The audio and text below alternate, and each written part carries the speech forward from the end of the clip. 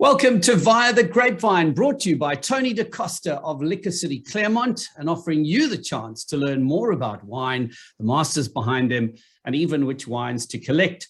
Today, we head out to South Africa's newest wine route, the freshly declared Agulhas Wine Triangle. And by fresh, I mean 2019, which, if we all agree that 2020 was a write-off, then it was just a year ago, right?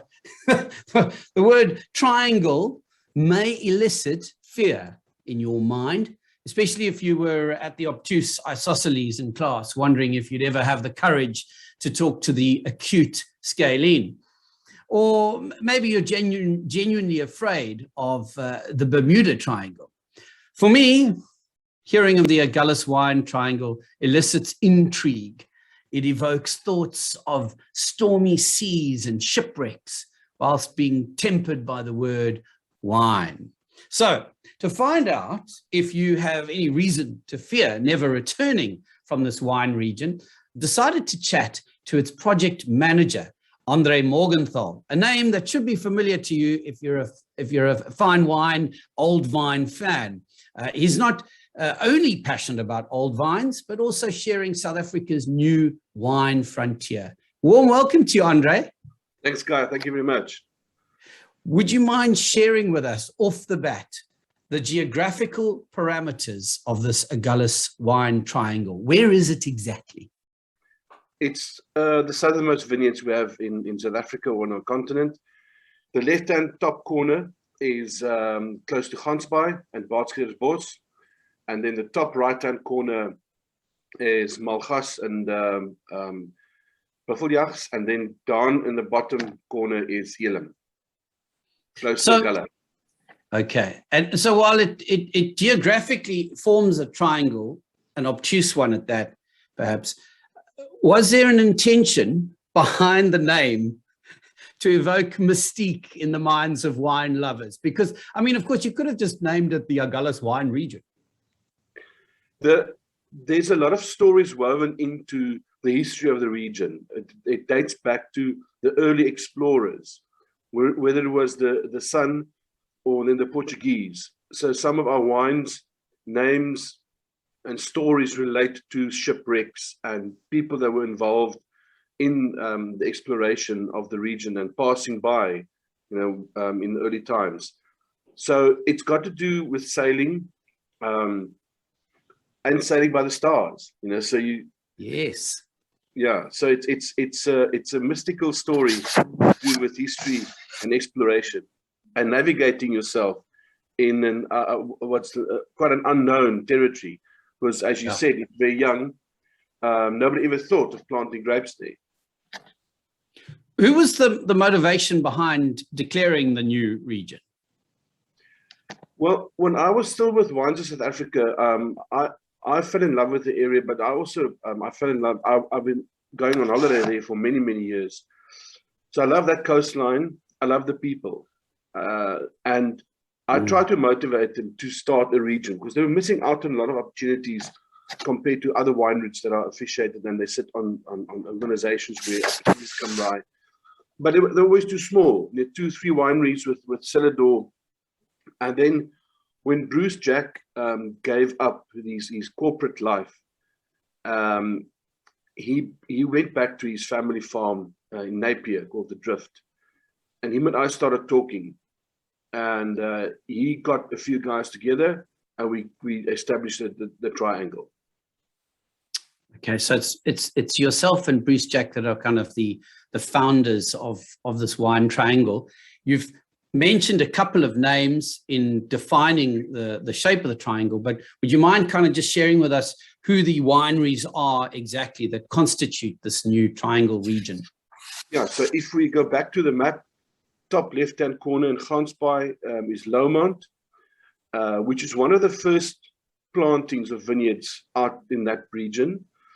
Then it's in Bermuda is where Giant Periwinkle resides, a very small winery, but very exciting wines. And then to the right-hand corner in Malgas is Seine, which was also a visionary move by David Trafford to plant vineyards there. And then further east is Baffeljags, where Olivedale vineyards are. At the bottom corner, close to Agulhas, is Strandveld and Black Oystercatcher, which I see that you are having a glass of today. Yes, I am. And then there are a few brands that source grapes out of the region because they can see the potential. So that would be Land's End, Trezon Signature Wines, and then Ghost Corner up from Cedarburg. I was just going to say that the interesting thing about the Elim region is that it's not just wineries based there making wine, is it? There's a lot of other brands that are sourcing their grapes from the region. Yeah, as far as I can understand, there's quite a few brands. Let's say, for example, say Lamotte. They have an arrangement with Strandveld, and they draw a lot of Sauvignon Blanc out of the region. And there are other brands in Stellenbosch that also blend in Elim fruit in their Sauvignon Blancs, for example, to enhance the flavor profile and the quality. Now, the thing about Agulhas, the most southern tip of Africa, firstly, if I can just state this again, because I saw it on a video in Facebook this past weekend, it's where the Atlantic and Indian Oceans meet, not Cape Point, as many are falsely led to believe. It's a rugged coastline, but what's the history behind grape growing in the region? I imagine Elim was probably home to the first vines, wasn't it, Andre? Yeah, sort of late 90s. But as I said, I think Lomond planted earlier, and then Seine was early 2000s that they established the vineyards there. But how it came about in Elim is quite interesting. Bruce went to university in Australia at Roseworthy, and one of his thesis was on the history of Moravian settlements. And he figured out that wherever they settled with a missionary, they had to grow vineyards for wine for the church. They didn't drink wine, but they use it for communion. Nachmal. And then he found out that Elim was a Moravian settlement and missionary, and he came back, and he was friends with Francis Pratt, with whom he started the Bermuda with way back then. Dirk Human at Black Oystercatcher, later on Conrad and them at Strandveld, and they grew up together. While Bruce was in Cape Town at school, the rest were in Bredasdorp, but they all met up in Struisbaai and Honest over holidays. So he knew them well, and he came back and he suggested that they plant some vineyards, and that's where the Elim plantings started. It's a fascinating journey and a wonderful part of the country. If you've not yet been, you've got to head through there. The nice thing as well is that Elim is now connected by tar road in both directions. So it used to be a little bit of a real explorer's journey if you were able to go on a gravel road in your car. Now, wonderfully tarred, and that was that part of your doing to have that road tarred, or was that just auxiliary and complementary to the start of this route? It was tarred before we started the triangle, but what I have to say is I wish the province would also consider tarring the roads from Bredasdorp to De Hoop and De Hoop to Smalgas and then to the N2, because I was on that road this weekend. We went down to De Hoop. It's a wonderful experience that adds so much value to the triangle in terms of accommodation experiences. One of the best wine cellars I've seen is at De Hoop. William Stevens is passionate about the wine and about the region. On the way, which was quite inconvenient, and it's a tough road. But I think, as I said, I'm hoping the province would consider to tar because that will really give more access to the region and make it more accessible. Yeah, there's a nice stretch of road between Struisbaai and Black Oystercatcher that could do with a bit of tarring as well. I mean, it's a good gravel road when it's not wet. Yeah. But it's part of the experience, it's part of the sadness. As I always say, it's not as if you wake up in Cape Town on a Saturday morning and think, okay, let's go wine tasting, and then off you go to Stellenbosch or Franschhoek or even Constantia. This is something you plan ahead. You make a long weekend of it because it's quite a drive. Once you're there, it's just amazing, the people and the wines. And I mean, again, I mentioned the Hoop. You walk amongst the Eland and the Bontebok and the Zebra. They're right here between the cars. They're so tame.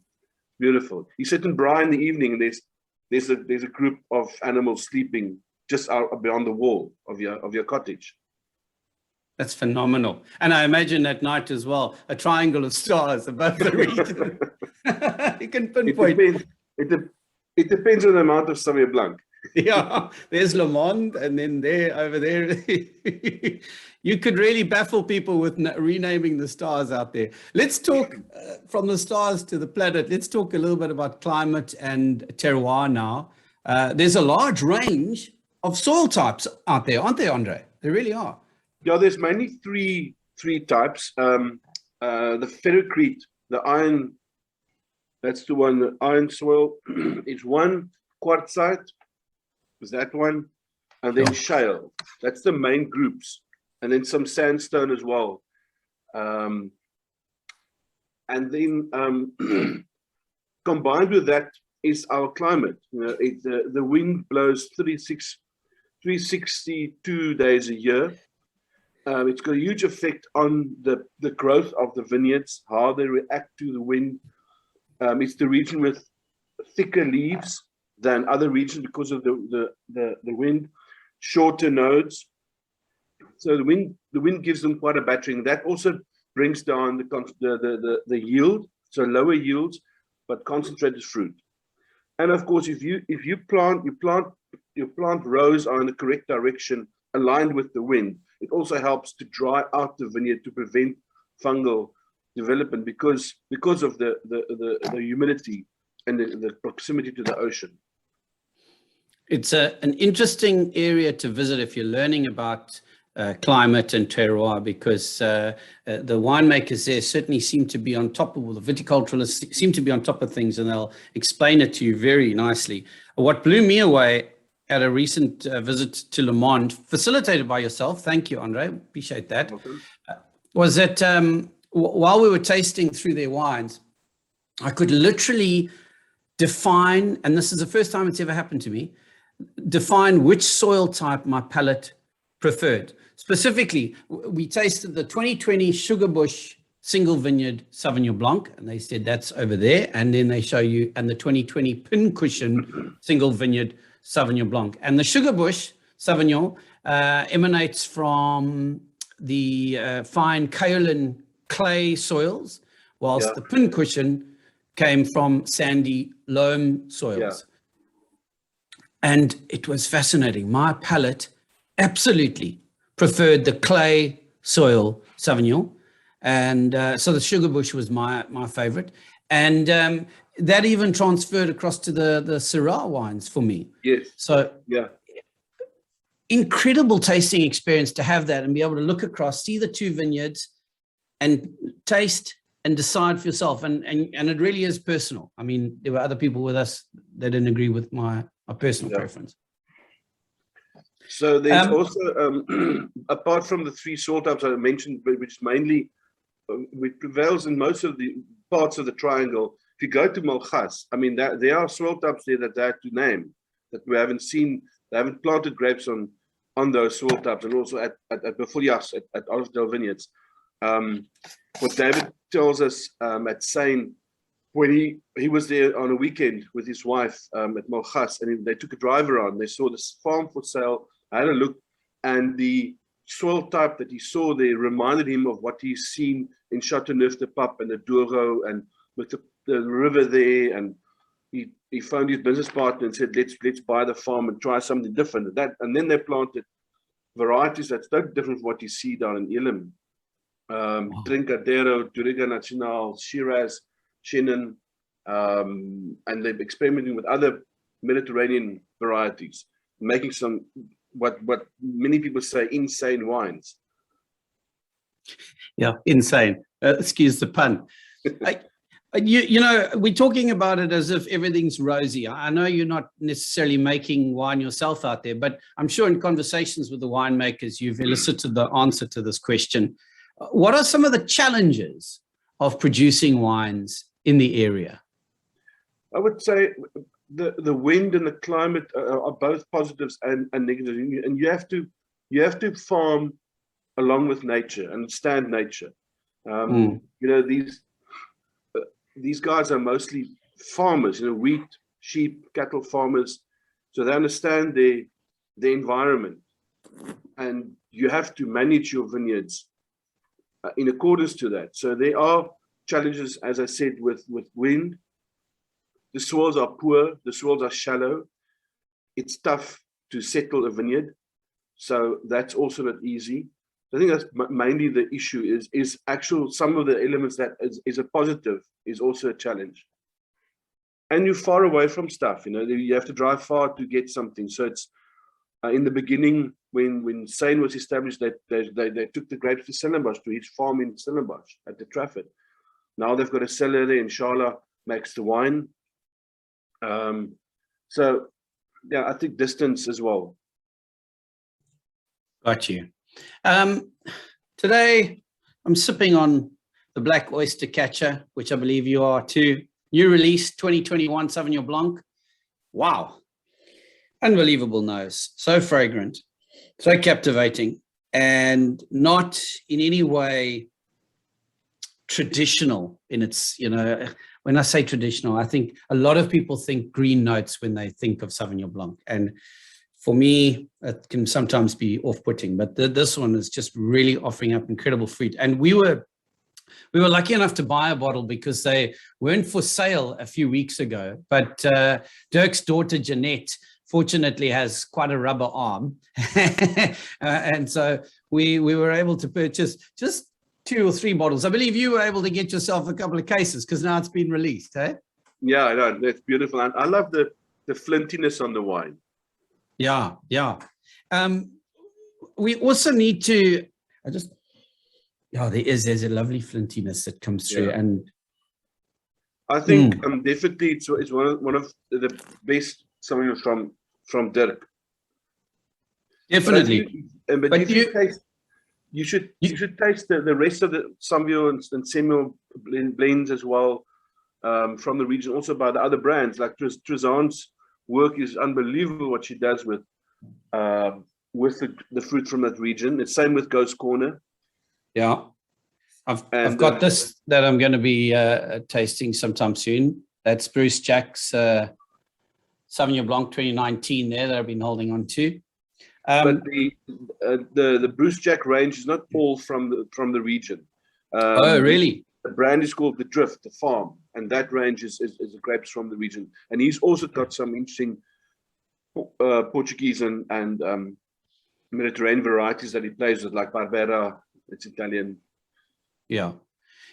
I wanted to just go back to the Sauvignon Blanc, because you mentioned to me that you were there, and there's some secrets to the Sauvignon Blanc at Black Oyster Catcher, isn't there? Because he's got not just one type that you can get. Yeah, so they've got several Sauvignon Blanc vineyards on different soil types. So the 3 that I showed you earlier, Dirk decided a year or 2 years ago he's going to do separate bottlings from grapes from these 3 different soil types, and he packed it in a box. Only a couple of 100 cases available, just to show people what difference the soil makes to what it translates to the wine's flavor profile. Were you able to convince him while you were there to hold on to that phenomenal Cabernet Sauvignon? I've got just 2 bottles here. Where are they? Here we go. 2017 Cabernet Sauvignon, which will be selling out, and then I believe no more. Yeah, unfortunately, there's different reasons for pulling up a vineyard. And with my involvement with the Old Vine Project, it's also sad to sometimes see a vineyard go because of the economic value and the drop in yield, or simply rot. So you need to make hard decisions sometimes and renew. So they decided to pull it up. This is his wife's favorite. She's also very sad about that. But as I said, you've got to make the economic decision. Sure. And Sauvignon Blanc is predominantly in that region that's doing well, and there's quite a big demand for Agulhas Sauvignon Blanc. You've touched on a few of the varieties that come out of the region. Are there any others that I cut you off and you weren't able to share? I mean, obviously Sauvignon Blanc is the big one. What are some of the other highlights? Sauvignon Blanc and Semillon, and then Shiraz does very well all across the spectrum of the triangle. Pinot Noir also, and then I would say at Strandveld they're doing good work with Grenache. Hannes at Lomond also looking at Grenache and that kind of variety. So that's the main ones. Excellent. This is maybe an unfair question for someone who's tasked with marketing the entire region, but we all know that people latch on to certain things. So if you were to name just some, and I won't tell you whether it should be 3 or 4, but just some of the highlights of the region, reasons why people must hop in the car and visit this weekend, what would those be? I've done this trip a few times now since I started with the project, and in 1.5 days to cover, you know, the majority of the wineries that are open to the public. It's the excitement of, for me, it's the ruggedness of the region. I love the people. You feel at home, the generosity of the people, and then of course discovery of these wines. Many people don't know that there's vineyards down in Agulhas. So there's a mystique, and on the fringes, as I mentioned, something like Dua Preserve or Honeston, Strathspey, these all add value to the entire experience. And then of course the resources there in terms of fresh seafood, fish, game. They all love fishing and hunting, so that's part of the experience. So but I think it's far away, it's undiscovered, it's not commercial. You must make a little bit of effort to get there, but once you're there, it's really worthwhile. All these wineries are basically off on a dirt track, and like in Bartskildersbos over the hill, and then suddenly there's Giant Periwinkle and with their beautiful outfit. So and they're all very passionate about talking about the region and their wines. And it's critical that you make sure that your spare tire is inflated and ready to rumble. I'll tell you. Yeah. Shame, man. There's a rare opportunity for you to taste the region's wines, their finest wines. You can meet the winemakers behind them and spend time in the beautiful Agulhas countryside. The Agulhas Triangle Wine Festival is a festival for every wine lover, whether you're a novice or a sommelier. This is an event that must not be missed. And it's happening, I believe, Saturday, the 30th of October. And is it based at Lomond? At Lomond, yeah. Okay. So Saturday, 30th of October, diarize that. So you won't have to drive all over the triangle. You can just go to Lomond, and everybody will be there. Yeah, so it's going to be a day from 11 to about 4 or 5 o'clock. There'll be food, a lot of it from the region. At Lomond, they farm salmon trout, which is delicious. That will be part of the platter for lunch. And then there'll be some live music, and you'll be able to wander around and taste the 10 brands. And we'll also have a few master classes where you can sit down, and it's a tutored tasting to understand the region better in terms of the regionality and the main varieties, and to see the difference between our wines and other regions' wines as well. So we're working on technical classes that you can sign up for. Oh, that sounds fantastic. Definitely something two things you've got to do. One, buy tickets for it. And then secondly, start praying now that it isn't a windy day. Please, yeah. The wind must stay away. Sure. Well, in 2019, we had the festival at Blackwater on a very windy day. And we were all very concerned that people, would not enjoy it and so on. I'll tell you, after the first 2 glasses of wine, everything's lekker. Yeah, people forget their name. Yeah. Never mind the wind. So we have a fantastic opportunity for you, because not only do you stand a chance of winning a mixed case of Agulhas Triangle wines, but you'll also win a ticket for 2 to attend this festival, and you can collect your mixed case on the day. So hop onto the Via the Grapevine Facebook page for competition details. André, thank you for your time and your energy today. Really appreciate it. Thank you very much for the opportunity. We appreciate it. And we hope to see you at the festival. Indeed. I'm going to go and look for those tickets right now. And of course, you need to join us again next week. And in the meantime, don't forget to visit our sponsor, Liquor City Claremont, for a journey via the Grapevine.